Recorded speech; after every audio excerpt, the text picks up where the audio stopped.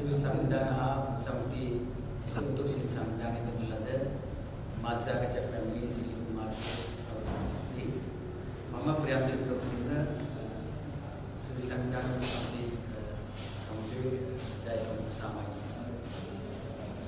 සහෝදරනි දැන් මම හිතන්නේ දැන් මුල් වශයෙන්ම දැන් මේ වෙනකොට ව්‍යවස්ථා සංශෝධන ගැන දෙවෙනි සංශෝධනය කරනවා කියන එක ප්‍රකාශ වෙලා තියෙනවා.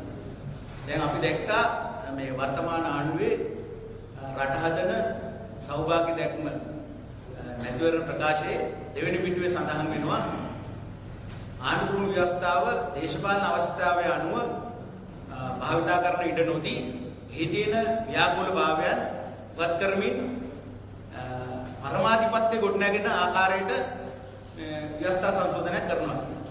දැන් බැලුවහම ඇත්තටම මේක කිසි කාටවත් දෝෂයක් දකින්න බෑ. මොකද දැක්ම නම් හොඳයි. රටේ පරමාධිපත්‍ය ගොඩනගෙනවා නම් දේශපාලන වශයෙන් පටු විදිහට කල්පනා කරලා ඒ අවශ්‍යතාවයන් වලට ව්‍යවස්ථා සංශෝධන නොකර එතකොට ඒවා ව්‍යවස්ථාදායක විධායකයා අධිකරණය අතර ගැටුම් ඇති නොවන ව්‍යාකූල දේවල් තියෙනවනේ ඉහෙලා හොඳ දෙයක් කරනවා නම් ඒකට කවුරුත් විරුද්ධ වෙන්නේ නැහැ. නමුත් මේ වචනේ පරිසමාප්තාර්ථයෙන් මේ කියන දේද භාවිතයට දාන්න කියන කාරණාව තමයි අපි සලකා බලන්න තියෙන වැදගත්ම කාරණාව. දැන් ඒක ගත්තාම අපි දන්නවා දැන් 1972 ජනරාජ්‍ය ව්‍යවස්ථාව හැදුවේ හදන විදි තිබුණා එලිමහන රංග පිටිකේ එළි. නමුත් අපි දැක්ක 78 6න් 5ක ඡන්ද බලයක් ලබාගෙන ජයග්‍රහණ හැදුවා ව්‍යවස්ථාව. එතකොට අපි කවුරුත් ඒකට කිව්වා ඒකාධිපති ව්‍යවස්ථාවක් මේක ඉතාම භයානක එකක්. මේකට විරුද්ධව රටේ උද්ඝෝෂණ පවා ඒ කාලේ මම උසස් පෙළ කරද්දි මට මතකයි ආචාර්ය එන්.එම්. පෙරේරා පොතක් ලියලා තිබුණා 1978 ආණ්ඩුක්‍රම ව්‍යවස්ථාවේ විවේචනාත්මක විශ්ලේෂණ කෘතිය කියලා. මේක ඉතාම විශාල විග්‍රහයක් කරලා දුන්නා මේ ඒකාධිපති ව්‍යවස්ථාවේ තියෙන භයානකකම. මේ ව්‍යවස්ථාවේ පැතිකඩ ගණනාවක් ගැන ඉතාම ලියපු හොඳ ග්‍රන්ථයක්. එතකොට අපිට දැක්ක භාවිතය තුල අපේ ජීවිත කාලය තුල භාවිතය තුල අපි දැක්කා ඒව ප්‍රතිඵල. ඒතර ඒ නිසා තමයි හැම දේශපාලන පක්ෂයක් විසින්ම ආදාණ්ඩු හොබවන විපක්ෂයේ හිටපු එතකොට ජනතායතන ඇතුළු සියලු දේශපාලන පක්ෂ සිවිල් සංවිධාන හැමෝම විසින් මේ ඒකාධිපති ව්‍යවස්ථාවේ තියෙන බලය විධායක ජනාධිපති බලය අහෝසි කරන්න ඕන ඊට වඩා රටේ ජනතාවට වග කියන රටේ මුස්ලිම් දෙමළ සිංහල සියලු දෙනාටම එකඟත්වයෙන් එයාගේ සංස්කෘතික වටිනාකම් අනන්‍යතාවය රැකෙන පරිදි සාමකාමී ජීවත් වෙන්න පුළුවන් ව්‍යවස්ථාවක් හදන්න ඕනේ කියන කාරණාව ගෙනයි. නැතුව ව්‍යවස්ථාවේ තියෙන නම සමාජවාදී ජනරාජ්‍යය හරි මොකක් හරි කිව්වා කියලා එහෙම මේ ව්‍යවස්ථාව රටේ ජනතාවට කොයිතරම් සුබදායක කියන කාරණාවක් තියෙනවා.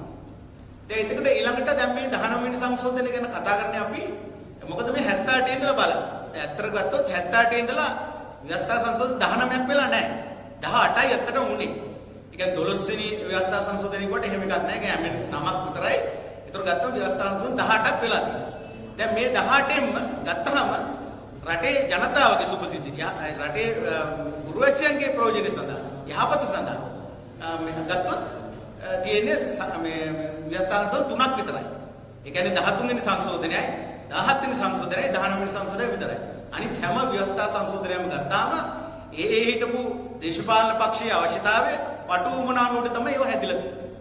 එතකොට මේ රටේ 13 වෙනි සංශෝධනය ගෙනාවේ එක්තරා විදිහකට ඉන්දියාව මැදිහත් වීමකුත් එක්ක වුණාට ඒකේ මේ රටේ තිබිච්ච සුළු ජාතිකයන් බලය විමර්ශනගත කිරීම කියන කාරණාව පදනම් කරලා පළාත් සභාවකට ඉඩම් මුදල් පොලිස් බලතල ඇතුළුව දෙන්න ඕන කියන පළාත් සභාවකෙනක 13 වෙනි සංශෝධනය ගෙනාවා. ඒතර මහින්ද රාජපක්ෂ මහත්මයා ඉන්න කාලේ අපි දැක්කා ඉන්දියාවට ගිහිල්ලා කියනවා මේ 13 ප්ලස් දෙනවා. 13 ප්ලස් උත් අපි දෙනවා. මොකද ඒවා මේ පක්ෂ ওই ප්‍රධාන පක්ෂ ඡන්ද ගන්න මොනවා කිව්වත් ඒ අය විසින් ජාත්‍යන්තරයකට එහෙම නැත්නම් පිටරට වලට ගිහිල්ලා මේ මොකද මේ අප ලෝකේ තනියම ජීවත් වෙන්න බෑ රටක් වුණාම. එතකොට ඒ දේශපාලන වාතාවරණයට කියපු දේවල් ඒවා ක්‍රියාත්මක කරන්න ඕන කියලා පක්ෂ විසින් හඳුනන දේවල්. එතකොට අපි දැක්කා ඊට පස්සේ දැන් මේ 19 වෙනි සංශෝධනය එනකොට මේ දැන් කියනවා දැන් මැතිවරණ කොමිසම දැන් මේ පෞගේ කාලේ පුංචි සාකච්ඡාවක් තමයි මේ මැතිවරණ කොමිසමේ 3 දෙනයි දාලා තින්නේ මේ ඝන පූර්ණයවත් හරියට ගන්න බෑ. අතන ඒකද මේ 19 වෙනි සංශෝධනය නෙමෙයි ආවේ. ඒක ආවේ 17 වෙනි සංශෝධනය තමයි 5 දෙනා 3 දෙනාට බවට පත් උනේ. ඒතකොට ඝන පූර්ණයවත් හරියට ඒක වෙනස් වෙලා ඒ ඝන පූර්ණත් කොහොමද කියන එක දැන් කවුරු හරි කියනවනේ ඒක මැතිවරණ කොමිසම 5 දෙනෙක්ගේ සමන්විතයි. ඒකට කවුරුත් විරුද්ධ වෙන්නේ නැහැ. එතකොට මේ 19 සංශෝධනයෙන් අද වෙනකොට කොමිෂන් 10ක් ස්වාධීනව පවත්වාගෙන යන්න ඉඩකට ලැබිලා තියෙනවා. ඒ කියන්නේ පොලිස් කොමිෂන්, මැතිවරණ කොමිෂන්, අල්ලස්සා දූෂණ කොමිෂන්, එතකොට ඉඩම් කොමිෂන්, මුදල් කොමිෂන්, රාජ්‍ය සේවා කොමිෂන්, අධිකරණ සේවා කොමිෂන්, ප්‍රසම්පාදන කොමිෂන්, ඊළඟට ගත්තාම සීමා නිර්ණය කිරීමේ කොමිෂන්. මේ විදිහට කොමිෂන් සභා 10ක් ස්වාධීන තියෙනවා. දැන් මේ පහුගිය කාලේ මේකට ගහපු තව එකක් තමයි මේවා ඉන්නේ මේ NGO කාර්ය. රාජ්‍ය නෝන සංවිධාන විසින් තමයි ඕවා මෙහෙවන්නේ. ඒ නිසා මේ කිසි ප්‍රජාතන්ත්‍රවාදයක් නැහැ. රාජ්‍ය නෝන සංවිධානයේ ඉත්තෝ ඕවා ඉන්නේ. ඒ නිසා මේකට අපිට රටේ ජනතාවට වගේන රජයේ ජනතාවට හිතවාදී දේවල් නෙමෙයි මේ අය විසින් කරන්නේ. මේ ජාත්‍යන්තර කොහේ හරි ඉන්න කට්ටියගේ උමනාව ඉෂ්ට කරන එක තමයි මේ සංවිධාන වලින් නියුක්ත කරන්නේ. ඇත්තට මම මේක හොයලා බැලුවා. සම්පූර්ණ බොරුවක්. මොකද මේ ඉන්න කොමිෂන් සභාවල රාජ්‍ය නෝන සංවිධාන වල හිටලා තියෙන එක්කෙනෙක් තමයි විශ්‍රාමකේ එක්කෙනා. එක නියෝජනය. මොකද කොමසාර්ස්වරු මේ කොමිෂන් සභා 10 ගත්තාම කොමසාර්ස්වරු 47 දෙනෙක් ඉන්නවා පත් කරලා. ඒත් 47 දෙනා එක්කෙනෙක් විතරක් රාජ්‍ය නෝන සංවිධානයේ විශ්‍රාමකේ එක්කෙනෙක් බවට පත් වෙලා තියෙනවා. අනිත් අය ඉන්න කවුද? අභියාචනාධිකරණ විනිසුරුවරු ඉන්නවා. හිටපු. එතකොට විශ්‍රාමක විනිසුරුවරු. ඊළඟට ශ්‍රේෂ්ඨාධිකරණේ හිටපු විනිසුරුවරු ඉන්නවා විශ්‍රාමක. ඊළඟට ඉන්නවා රාජ්‍ය පරිපාලන අමාත්‍යාංශයේ හිටපු ලේකම්වරු විශ්‍රාමකී. ඊළඟට ඉන්නවා වෘත්තිකයෝ, නීතිඥවරු, එතකොට කවුද ඉංජිනේරුවරු ආදී වෘත්තිකයන් ඉන්නේ. දැන් ගත්තොත් අපි දැන් උදාහරණයක් ගත්තොත් ප්‍රසම්පාදන කොමිටුව. දැන් මම දන්නවා ප්‍රසම්පාදන කොමිටියෙන් කරන්නේ මේ ප්‍රසම්පාදන කොමිටුවේ සභාපති ඉන්නේ විදුලිවල මණ්ඩලයේ හිටපු ඉංජිනේරුවෙක් වගේම ජ්‍යෙෂ්ඨ සාමාන්‍යකාරයෙක් හිටපු නිහාල් වික්‍රමසූරිය මහත්මයා. එතුමා ඉල්ල ඊටාම මම කියන්නේ විදුලිවල මණ්ඩලයේ ඊටාම කවුරුරේ බැලුවොත් ඕන කෙනෙකුට පාලකයන්ගේ පැත්ත වගේම සේවකයන්ගේ පැත්තත් ගත්ත නීති රීති උඩ හොඳ විනයක් උඩ පාලනය කරපු සාමාන්‍යකාරයෙක්. හොඳ ඉංජිනේරුවෙක්. එහෙම නැතුව මේ රටක් විනාශ කරන්න හරි සේවකයන්ගේ පැත්ත අරගෙන හරි එහෙම කරපු කෙනෙක් නෙමෙයි. ඊටාම නීති රීති උඩ ඊටාම හොඳ විදියට සාධාරණ තද ඇත්තටම බැලුවොත් දැන් මේ කතාවට කියන මේ තද පාලකයෙක් එන්නේ. තද වුණාට කමක් නැහැ. ප්‍රශ්නේ තියෙන්නේ ඒක ප්‍රජාතන්ත්‍රවාදී කියන කොයි දිශාවටද කියන තමයි ප්‍රශ්නේ තියෙන්නේ. දැන් එතකොට මොකද්ද මේ ප්‍රසම්පාදන කොමිටුව අපිට උදාහරණ දෙමු. මොකද්ද ඒකේ කරන්නේ? ඒකේ කරන්නේ රජයේ සේවකයන්ට නීති රීති හදන එක. රජයේ සේවක වැඩ කරන ආකාරය පිළිබඳ නීති රීති හදන එක. එතකොට මේ නීති රීති හදලා ඒවා ඉදිරිපත් කරනවා. ඉදිරිපත් කරාම ඒවා ව්‍යවස්ථාදායක සභාවේදීම සම්මත වුණාට පස්සේ කැබිනට් එකට දාලා ඊට පස්සේ දැන් මේක නීති බවට පත් කරලා දෙනවා.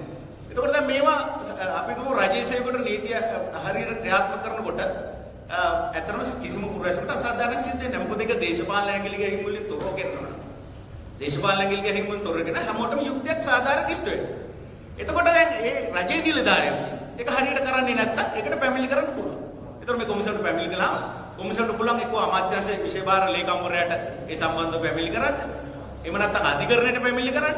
ව්‍යවස්ථාදායක සභාවට පැමිණිලි කරන්න. කෝප් කමිටුවට පැමිණිලි කරන්න. මේ වගේ පුළුවන්කම තියෙනවා. එතකොට මේක හොඳ නැද්ද? මම කියන්නේ මේ ඡන්දෙ දුන්න නොදුන්න හැමෝම තේරුම් ගන්න ඕනේ දෙයක් තමයි අපි මේක අවබෝධයෙන් අපි මේ ග්‍රහණය කරගන්න ඕනේ. අවබෝධයෙන් අල්ල ගන්න ඕනේ. අවබෝධයෙන් සහායක දෙන්න. මොකද මම හිතන්නේ නෑ මේ රටේ බහුතර ජනතාව මේ ඡන්දෙ දුන්නා කියලා මේ අය මේ කොමිසම් සභාවල මොකද මේ 19 වැඩක් නෑ. දැන් මම බලාපොරොත්තු වුණ අඩුම ගානේ මේ සතුටුනා මේ දැන් සාමාන්‍ය කතානායකවරයා කියන කෙනා මොන පක්ෂයෙන්වත් උනත් එයා එතනට මධ්‍යස්ථව ටිකක් සමතුලිතව වැඩ කරන්න ඕන කෙනෙක් ස්පීකර් කියන්නේ. මහින්ද අභිවර්ධන සාමාන්‍ය වගේ අදහසක් තිබුණේ සාමාන්‍ය හොඳ කෙනෙක් කියලා. මම මේ එතුමා මේ කරපු සාකච්ඡාවක් බැලුවා. ඒ ආවම 19 කියන පිස්සුවක්. මේ යථාර්ථව ඔක්කොම 19 පිස්සු. මෙහම මේ මෙතෙක් කල් කරලා තියෙන අම්පූර්ණ කතාවද. ඉතින් මෙහෙම විතර ආණ්ඩුවේ මතය කියන්නම් කතානායක විදිහට යම් මධ්‍යස්ථ විතර ව්‍යවස්ථාදායක සභාවේ හැසිරෙයිද? පාර්ලිමේන්තුවේ ස්වාධීනව අපක්ෂපාතව තීන්දුව తీරන දෙයිද? ඊට පස්සේ දැන් අපි දැන් ආණ්ඩුව බණ්ඩාරනායක වැඩ කරලා තියෙනවා. වගේ විවිධ අය මේ මොන පක්ෂයේ හිටියත් පාර්ලිමේන්තුවේ කතානායක ධූරේ වැඩ කරනකොට විජයමු ලොකු බණ්ඩාර ගැනක් තියෙනවා. එතකොට කරුජයසුර මහත්මයා ගැනක් තියෙනවා. ඒ වගේ තීන්දුව තියෙනවා. එතකොට ඒ අය විසින් යම් සමතුලනයක් කිරීම සඳහා තමයි කතානායක ධූරේ. එතකොට කතානායක වරයා විසින් මම කියන්නේ මාධ්‍යට ඇවිල්ලා කිව්වහම මේක කිසි වැඩක් නැහැ මේවා මෙහෙමයි කියලා මට නම් ඉතින් ලොකු ප්‍රශ්නයක් ඇතිවෙනවා. එතකොට මොකක්ද ඉදිරි කාලේදී මේ පාර්ලිමේන්තුව තුල බලාපොරොත්තු වෙන අපිට සමතුලිතභාවය අඩුම ගන්න.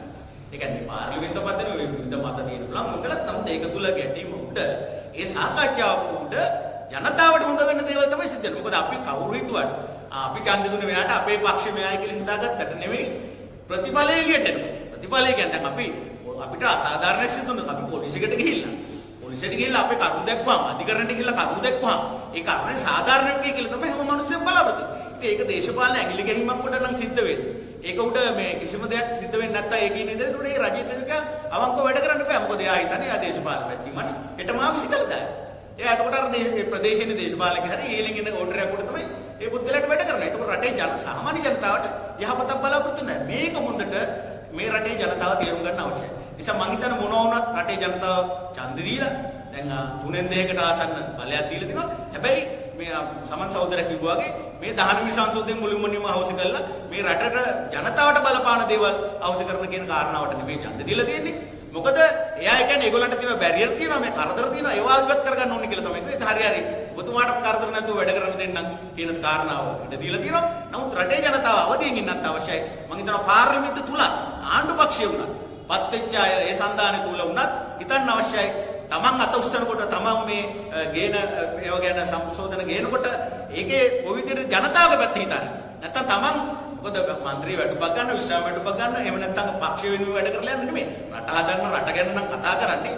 ඒ අඩුගානේ සෞභාග්‍ය දැක්මේ තියෙන ඒ දෙවෙනි පිටුවේ තියෙන ඒ පරිසමාප්ත අර්ථයෙන්වත් ව්‍යවස්ථා සංශෝධන කළ යුතුයි. නිසා ඒ සඳහා ඒ දිශාවට ලක් වෙන්න ඕනේ කියන එක තමයි අපි කියන්නේ. ඊට අමතරව සිවිල් සංවිධාන උසමතිහා බෞද්ධ සංවිධාන මේ රටේ ජනතාවට අපි ආරාධනා කරන මේ සම්බන්ධ අවදීන් ඉඳිමින් මේ සම්බන්ධව ඉදිරි කාලෙදී මේ ජනතාවට දැනට හරි තියෙන යම් අඩුපාඩු දුන්නත් ඒ තියෙන දේවල් ආරක්ෂා කර මේවා ඉදිරිය ශක්තිමත් කිරීම සඳහා යෑම දිශාවකට අපි අරගල කර යුතුයි මැදිහත් යුතුයි කියමින් මානීය